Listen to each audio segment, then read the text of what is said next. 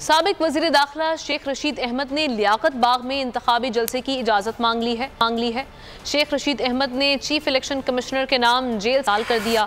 लिखा, अवामी मुस्लिम लीग का सरबराह हूँ, मुझे कलम दवात का इंतखाबी निशान अलॉट हुआ है। इलेक्शन से एक रोज़ कबल लियाकत बाग में इंतखाबी जलसे की इजाज़त दी जाए।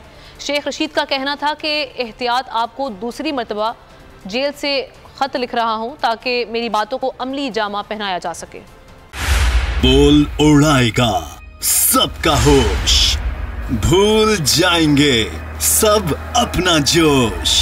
देखिए पाकिस्तान की सबसे बड़ी PSL ट्रांसमिशन सकलैन मुश्ताक, रमीज राजा, सुहेब अलवी, जमील फारूकी और फहीम खान के साथ खेल का जुनून रोजाना रात 11 बजे सिर्फ बोल न्यूज पर। सब्सक्राइब करें और बेल दबाएं ताकि कोई खबर रह न जाए।